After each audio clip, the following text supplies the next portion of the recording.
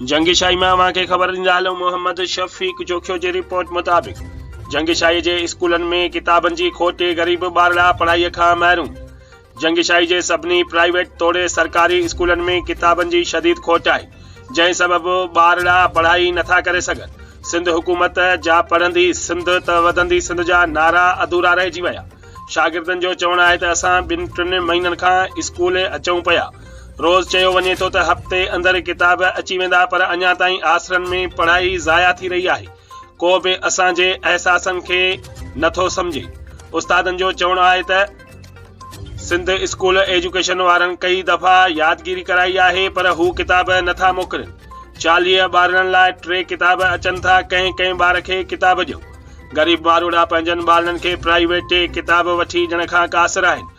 ॿारनि जी वालदेन हुकूमत खे अर्ज़ु कयो त बराए महिरबानी असांजे ॿारनि खे फौरन किताब मुहैया कया वञनि, जीअं हू पंहिंजी तइलीम जारी रखी सघनि।